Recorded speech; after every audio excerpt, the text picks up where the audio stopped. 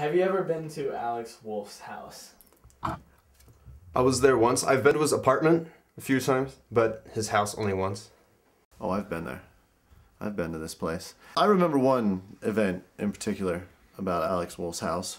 I believe it was in late December, and we, the Langton crew, were all supposed to get together for a Pabst Night. At my house. Recently, we had a Pabst party.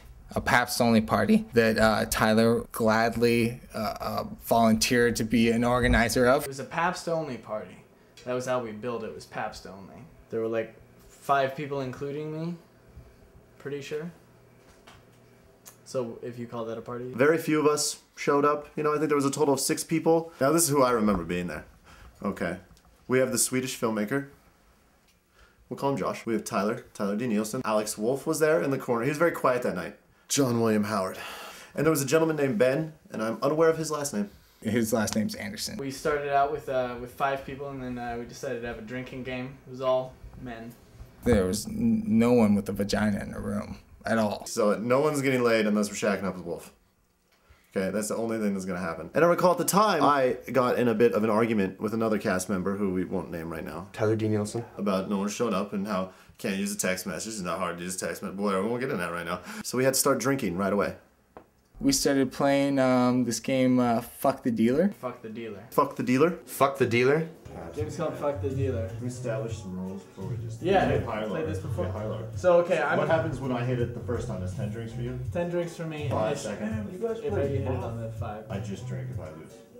Yeah, you split the difference. You Oh, you 5. split the difference. Oh, okay. Okay. The person who gets fucked is traditionally the person who has the deck of cards towards the end of the game. And then as there are progressively fewer and fewer cards to pick, they have to drink more and more.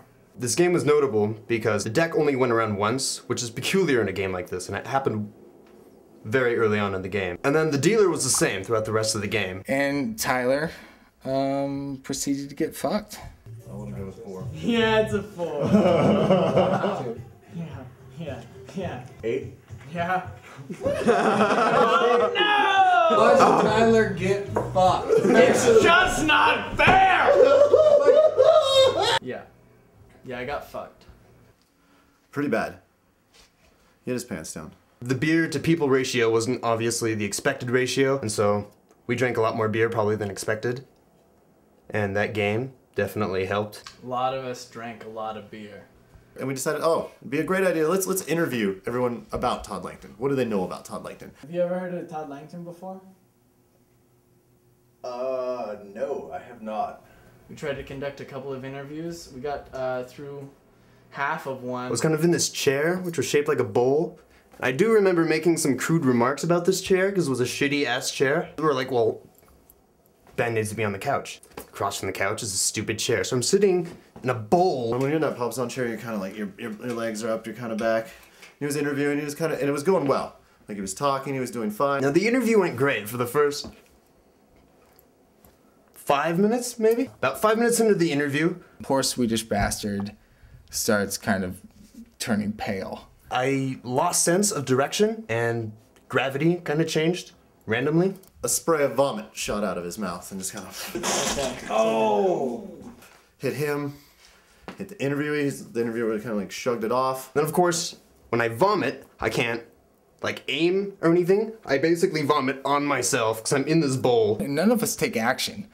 We're all kind of like, that didn't happen. Like, whatever. He sneezed or something like that, but no, it was vomit. And so we got him a jar to throw up in. I recall Tyler was on his game that night and he actually got the camera out of Josh's hands. But we finally got him into the bathroom and he was, just sick and humbled over and he was praying, as I like to say. You know, you do. You pray.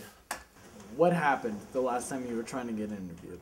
The last time I was trying to get interviewed, apparently guys got a drunk guy to be the cameraman. He puked upon himself and a little bit on me. On the feet, like, if you want to close in on the shoes, like, that's your business, I don't know. Those are his prized possessions. Yeah, we do want to close in on the shoes. Already did. After we got Josh to the bathroom, there was a disagreement about what we were going to do with Josh. Several of us were in favor of just leaving him in the bathroom to fend for himself. Which is, if you're drunk, the best place to sleep off that kind of incident, you know? Because when you wake up, you're pissed. You're like, oh, what the fuck am I doing? But Wolf decided that I should get him up and somehow get him home. Now, I don't have a car. I don't know. And I've been drinking heavily, so there was really no way I was driving. And so then I was like, no, dude, you're being ridiculous. And he's like, well, my female roommate's gonna come home. She's gonna yell at me. One of my roommates is like this princess, little like la la la la la. So I didn't want to like have to deal with her, you know. She's fucking moving out, dude. What do you care if Josh is a friend of yours? He can sleep on the goddamn floor. It's not even like you're giving him a pillow and a blanket. You're just like, lay in the bathroom. And Wolf was like, no, he's got to go. And whatever, that's fine. Sorry to Ben, he's a great guy. Gave me a ride home that night.